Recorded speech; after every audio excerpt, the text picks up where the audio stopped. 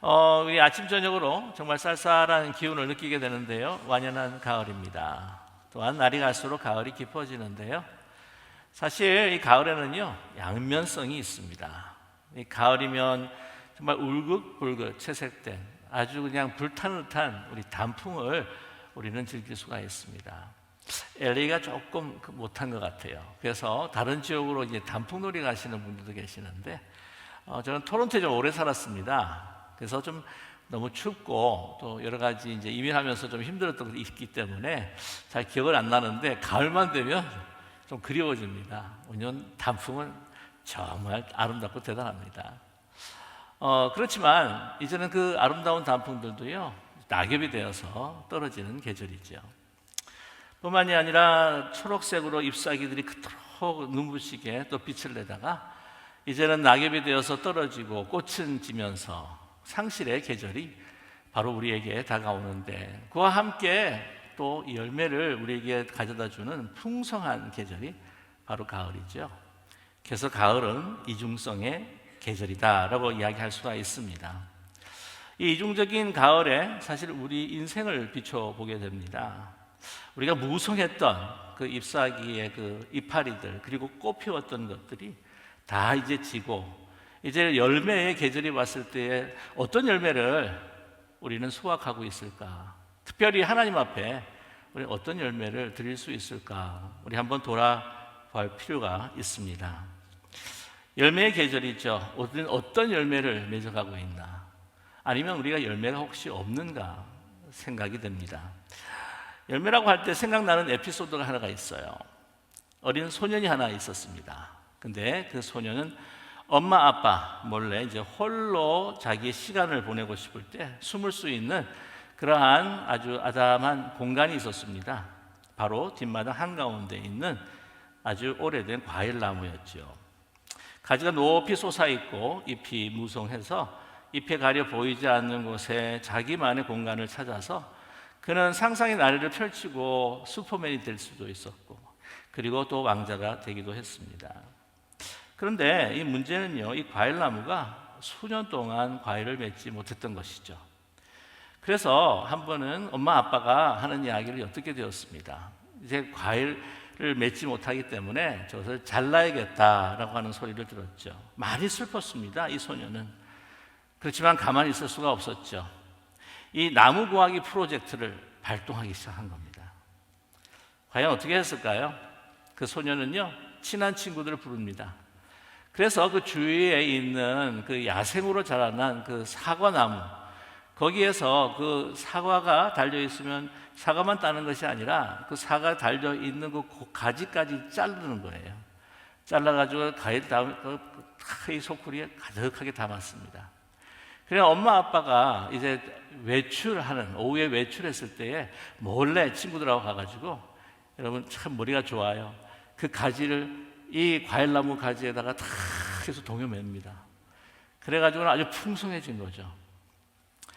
그런데 아침에 아빠가 이제 일어나서 이제 뒤뜰로 이렇게 나가는데 따라 나갔습니다. 그런데 아빠가 깜짝 놀라는 거예요.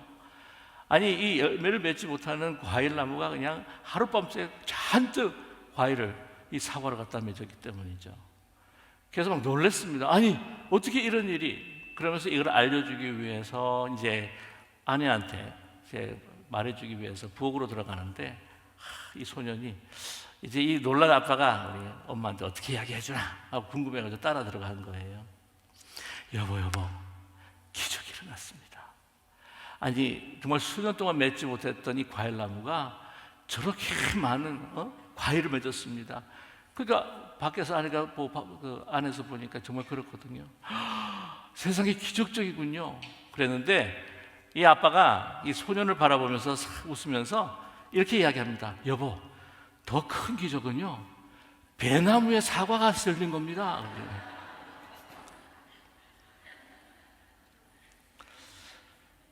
저 여러분, 어떤 열매를 우리가 맺어가고 있을까요? 자연스러운 열매가 아닌, 어쩌면 인생에서 이 열매, 저 열매 따다가지고 우리 나뭇가지에 더덕 이렇게 붙이면서 살아가는 것은 아닐까요?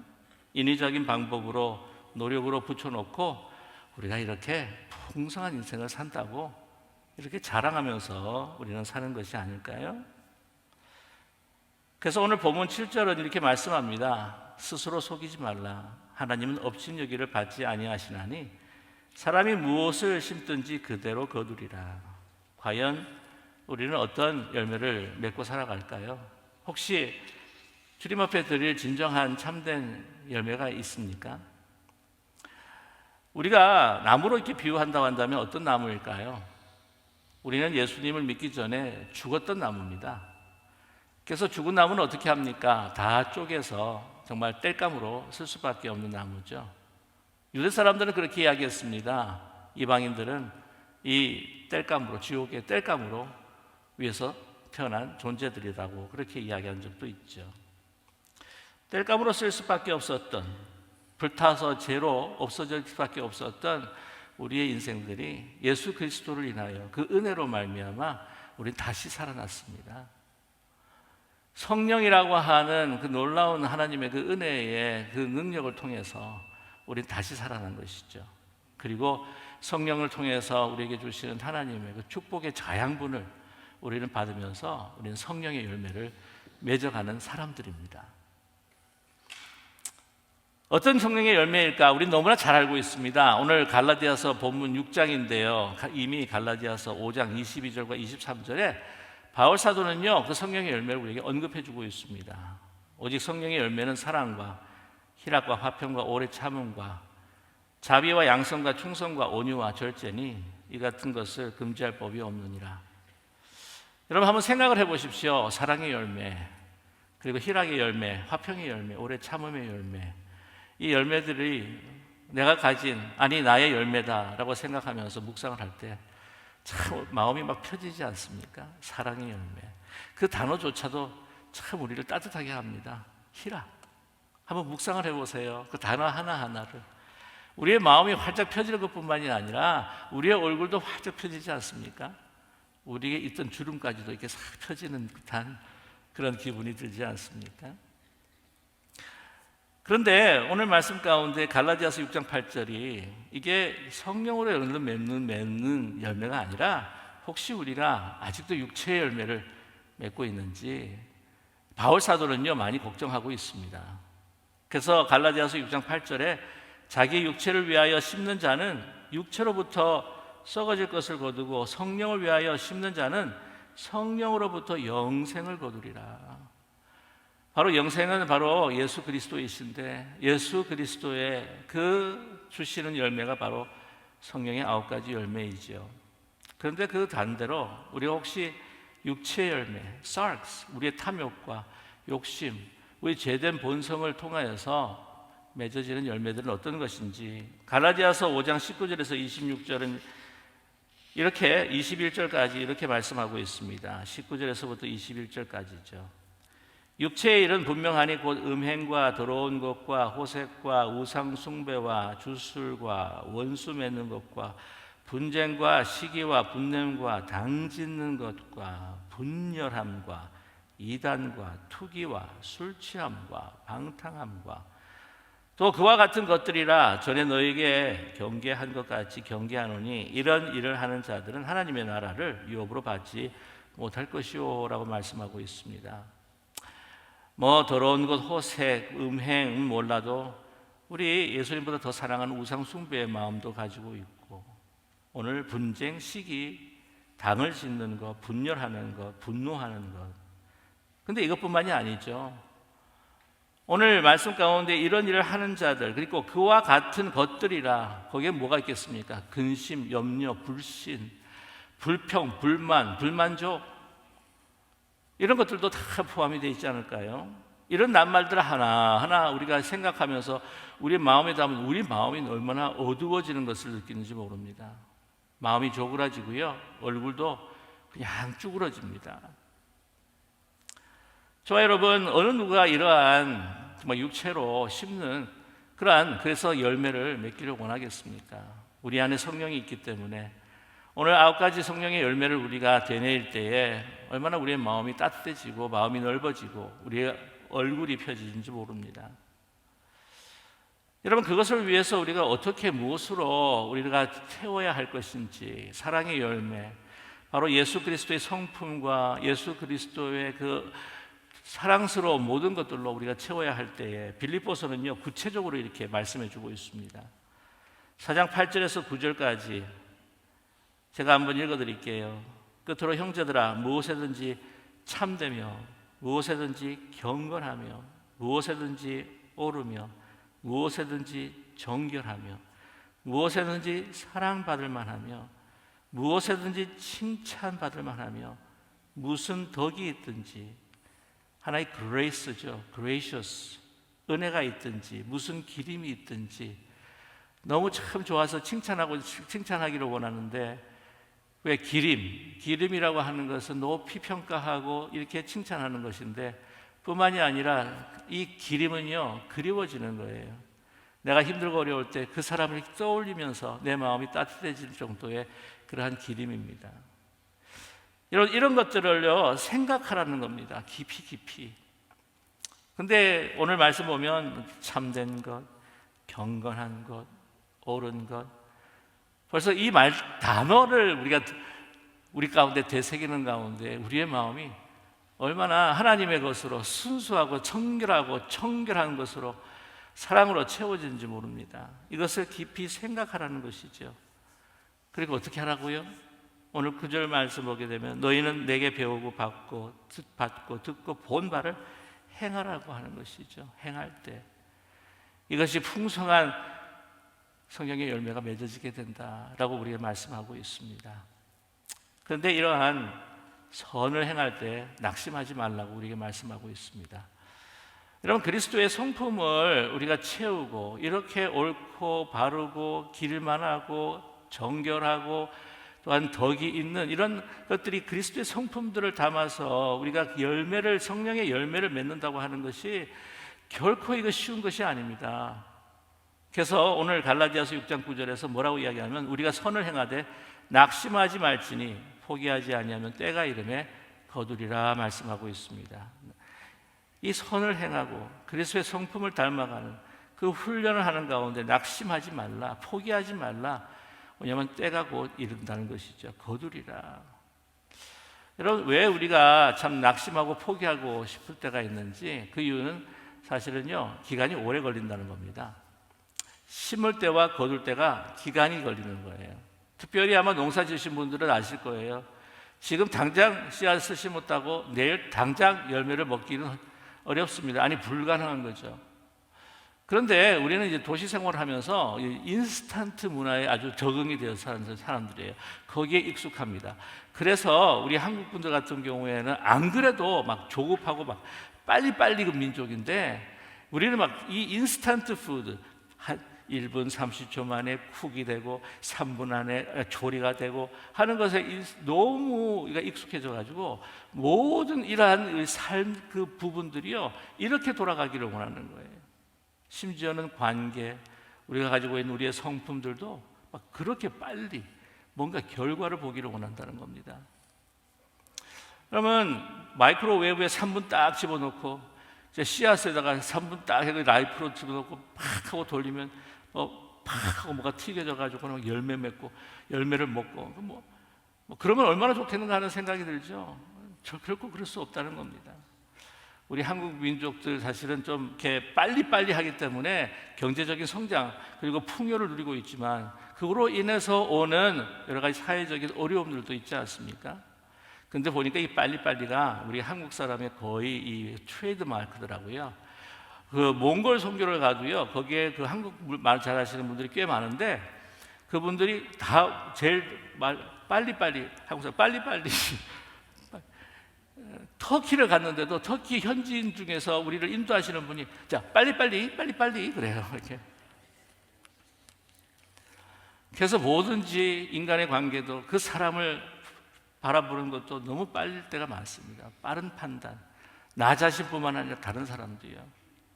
지하철에서 한 아버지가 아이를 안고 있는데 아이가 너무 울어대는 거예요.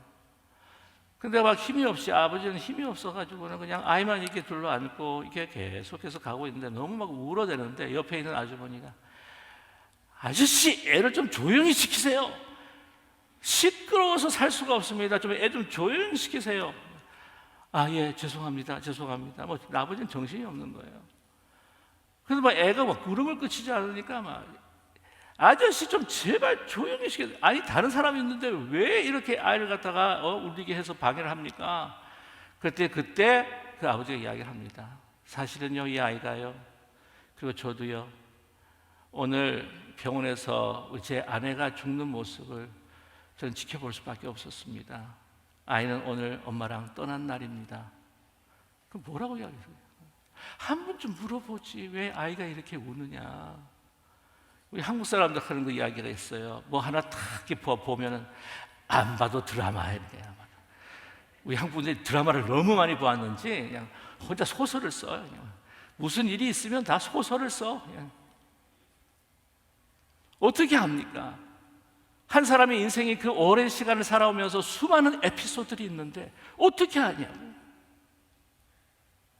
모든 인간관계 뿐만이 아니라 나 자신도 그렇고 우리의 모든 이런 중요한 것들은요, 시간이 필요한 거예요. 시간이. 여러분, 그래서 이런 이야기가 있죠. 그리스도인들은 추수욕 안에서 어린아이처럼 행동하는 경우가 종종 있다라고 어떤 신학자가 이야기를 합니다. 그들은 씨를 뿌리고는 당장 그날에 거두려고 한다는 겁니다. 막 씨 뿌리고 빨리. 예? 뭐 우물가에서 숭늉을 찾는다. 뭐 그런 이야기 있죠. 네. 뭐 어제 결혼을 했는데 왜 애를 안 낳냐고 막 이렇게 도책이도 하는 그런 경험도 있지 않습니까? 막 어떤 분은 막 이 무를 심었는데 막 무하고 막 심고 물 주고 했는데 잘 안 자라는 거야. 그러니까 빼는 거야. 이렇게 쑥쑥쑥쑥쑥 빼가지고 빨리 자라라고. 그럼 어떻습니까? 자랍니까? 죽어버리고 마는 거죠. 수확이 없습니다. 또 한 가지 어려움이 무엇일까요? 물론 그 당시에 핍박과 박해가 있었습니다. 그래서 우상 숭배하지 않고 예수 그리스도의 성품을 닮아서 주님을 따라간다고 하는 것은 정말 힘들었었던 것이죠. 왜냐하면 경제적으로 사회적으로 많은 부당한 대우를 당하기 때문입니다. 가난에 처합니다. 근데 사실 우리가 지금 살아갈 때는 그런 것들은 없지 않습니까?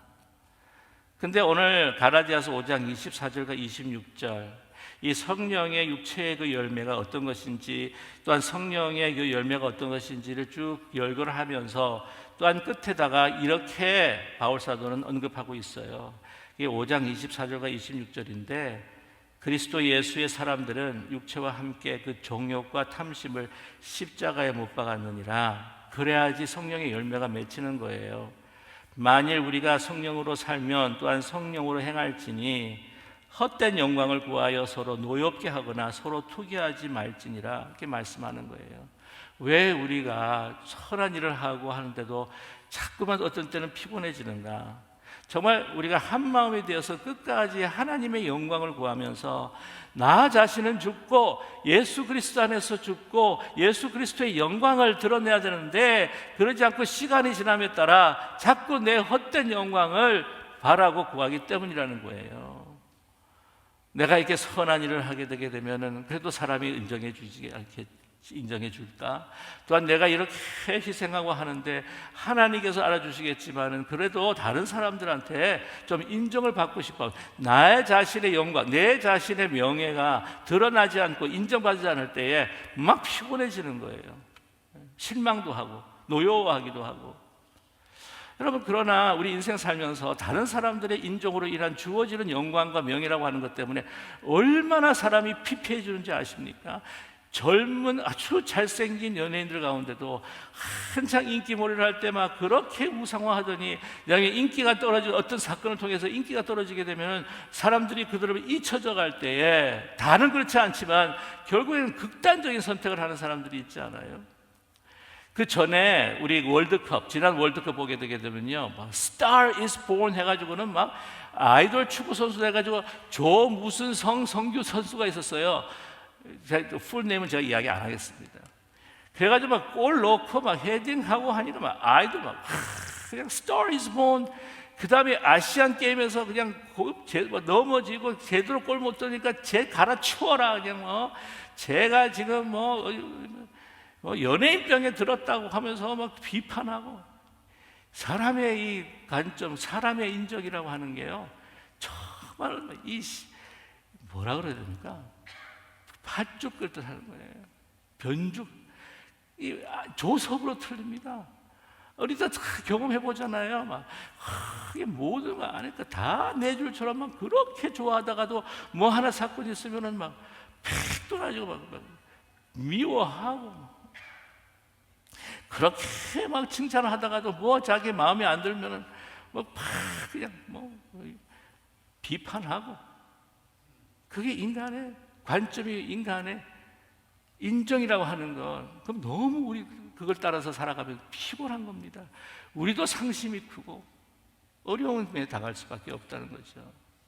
그게 아니라 정말 오늘 이 말씀 가운데 이 성령의 열매를 맺고 정말 무엇이든지 옳고 무엇이든지 바르고 경건하고 정결하고 정말 기림이 있고 덕이 있고 하는 이 모든 것에 있어서 사람들 앞에가 아니라 사람들 앞에서 내가 어떻게 옳게 보일까? 사람들 앞에서 어떻게 덕이 있어 보일까? 내가 사람들 앞에서 어떻게 내가 좀 더 정결해 보고 성결해 보일까? 그러면 얼마나 피곤한 인생인지 모릅니다. 그러나 더 중요한 것은 내가 하나님 앞에 어떻게 바른지, 하나님 보시기에 내가 어떻게 거룩하고 정결한지 나 자신을 살피면서 주님, 이 아름다운 성령의 열매를 맺게 해주세요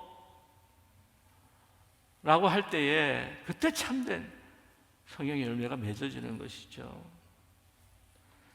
저 여러분, 우리가 낙심하고 포기할 때가 많습니다. 왜 그렇게 하면서도 잘 수확하지 못할 것 같고, 또한 다른 사람들은 내가 희생하고 나 자신에 대해서 주신 것들을 나누고 하는 가운데에 다른 사람들은 자기 자신을 위해서 살고 하면 내가 어떤 때는 손해보는 것이 아닌가, 내가 과연 이것이 맞는 것이 아닌가, 이거 맞는 것인가, 어떤 때는 의심할 때도 있고 포기하고 싶을 때가 있지만 포기하지 말라는 거예요. 진정 하나님께서 우리가 바라보실 때, 주님께서 함께 하실 때 분명히 우리는 수확하게 된다는 겁니다. 포기하지 말라는 거예요. The Little Home on the Little House on the Prairie라고 하는 드라마 아세요 혹시? 초원의 집? 다 보셨을 것 같은데 모르는 척 하시는 것 같아요. 모르세요? 아시죠? 예. 그 유명한 마이클 랜던이지 않습니까? 그 보난자의 막내 아들. 제가 보난자 알고 있어요. 단다란단단단단단 하고 막 불나고 있는 거. 이거 알고 있으면 나이 드신 겁니다. 저도 나이 들었지만. 마이클 랜던, 예? 찰스 잉글스, 그 가족이잖아요. 그 둘째 딸 로라, 그 로라가 사실은 작가입니다. 이거 실화를 배경으로 해가지고 자기 패밀리 스토리를 갖다 기억해서 만든 에피소드들이에요. 아시죠? 근데 그 드라마가요, 청교도 정신을 담은 드라마인 거 아시나요? 저는 요즘에 이런 드라마가 좀 많았으면 좋겠어요. 근데 막 드라마 보게 되게 되면 뜬다 보면은 물론 K 드라마를 해가지고는 오징어 게임도 나오지만 폭력, 살인, 피바다가 나오고 죽음 이 보면은 이 넷플릭스도 그렇고 하여튼 소니도 그렇고 보면은 선정적인 거 폭력적인 거 요즘에 그것들을 다 우리 청소년들 보고 우리들 보니까 마음이 피폐해지는 거. 그 안에 무슨 인간의 어떤 메시지 드라마가 있다고 하지만은 여러분, 메시지 is media is message라고 하는 거 아시죠? 맥루한이라고 하는 이게 중요한 것이 메시지의 컨텐츠도 있지만 그 딜리버리 하는 그 미디엄이 중요하다는 거예요. medium is message. 다른 이야기를 제가. 근데 이 초원의 집, 이게 청교도 이 드라마예요, 이게. 근데 이게 주류 사회의 마음을 감동시켰던 드라마가 아닙니까? 정말 이런 드라마 많이 나오고 이런 드라마 많이 봤으면 좋겠어요. 근데 이 에피소드가 저 기억이 납니다. 한 번은 이제 밀밭 농사가 끝나가지고 추수할 때가 된 거예요. 정말 풍년이었습니다. 너무나 그 많은 곡식들이 풍년일 뿐만이 아니라 아주 초이스트 그냥 그레인들이 이렇게 그냥 풍성하게 지금 추수를 기다리고 있어요. 그래가지고 다 이 잉글스 가족들이 너무 기뻐하고 벅차 있는데 저 먼 쪽에서 구름이 싹 하고 생기는 거예요. 구름이 덮여오는데 이게 구름이 아니었습니다. 메뚜기 떼인 거예요. 그래가지고는 막 이 밀밭을요, 추수해야 될 밀밭을 쫙 먹어가는데 이 밀밭뿐만이 아니라 가족들이 먹을 수 있을 캐럿, 양파, 고구마는 그때고 감자 이런 것들, 그런 것들도 막 다 그냥 먹어버려 채워버린 거예요. 완전 토탈 디스트럭션인 거예요. 남은 거는 그냥 잿빛입니다. 남은 거. 그런데 그때 이 에피소드의 마지막이 막 한탄하고 얘들아 그냥 그만두자. 하나님이 우리를 버리셨다. 우리를 이제 이사하자. 우리는 다른 곳으로 가야 한다. 이걸로 끝나는 게 아니에요. 마지막 그 에피소드가 끝나는 마지막 대사가 이 로라가 독백을 하는 겁니다. 뭐라고 독백을 하면 아빠는 내년 밀 수확을 준비하기 위해 밀밭을 다시 갈기 시작했다. 포기하지 않았다는 거죠. 왜냐하면 하나님께서 분명히 다음 해에 수확을 주시기 때문이라고 하는 것을 믿었기 때문입니다. 오늘 바울 사도는요, 마지막으로 우리에게 이렇게 권면을 하고 있습니다. 그러므로 갈라디아 6장 10절의 말씀, 그러므로 우리가 기회 있는 대로 모든 이에게 착한 일을 하되 더욱 믿음의 가정들에게 할지니라 말씀하고 있습니다. 여러분, 세월이 지나가면서 기회가 많지는 않아요. 우리가 그리스도의 성품, 이러한 9가지 성령의 열매를 우리가 맺기 위해서 우리가 끊임없이 포기하지 않고 선행을 하는데, 여러분, 시간이 그렇게 많지가 않습니다. 우리 인생이. 그렇기 때문에 기회 있을 때 해야 되는 거죠. 우리가 조금이라도 시간의 여유가 있을 때 나보다 더 외롭게 보이는 분들, 더 외롭게 느끼는 분들, 그분들도 연락하고 위로의 말을 전하고, 내가 누가 위로해 주지 않나? 누가 나를 격려해 주지 않나? 기다리지 말고 나보다 더 위로가 필요한 사람, 격려가 필요한 사람, 그 사람들에게 연락해서 또한 안부를 전하고, 내가 조금 더 여유가 있다면 그분들을 또 초청해서 함께 같이 식사를 하고 그분들을 격려하고, 내가 좀 움직일 수 있으면 그분들이 힘들고 어려울 때에 그분들의 발이 되어서 이동하는 데 도와드리기도 하고, 손길이 되어서 도와드리고, 힘들어서 쿠킹하기 힘들다 하면 그래서 쿠킹을 해서 조금씩 드리고, 아니 큰 거 말고 나라를 구하라는 이야기가 아니라 우리 먼저 오늘 믿음의 가정들에게 우리가 함께 나누는 그 그리스도의 성품이 이제는 선한 행위로 계속 지속될 때에 정말 이 9가지 성령의 열매가 아름답게 연근은, 그래서 주님 앞에 기쁨을 드리고 우리에겐 충만이 있고 다른 사람들에게는 정말 소망과 위로가 되는 그런 열매를 맺어가는 저와 여러분 되기를 소망합니다. 제가 끝으로 시 하나를 읽어드릴게요. 이혜인 수녀님의 시입니다. 제목은 익어가는 가을. 한번 들어보세요. 꽃이 진 자리마다 열매가 익어가네. 가을이 깊을수록 우리도 익어가네. 익어가는 날들은 행복하여라. 말이 필요 없는 고요한 기도. 가을엔 너도 나도 익혀서 사랑이 되네. 익어가는 가을. 저 여러분, 너무 나만 알면서 근심, 걱정, 또 불만, 불평하면서, 죄송합니다, 이런 단어를 써서 고약하게 늙지 말고 아름답게 풍성하게 익어갑시다. 우리 늙지 말고 익어갑시다.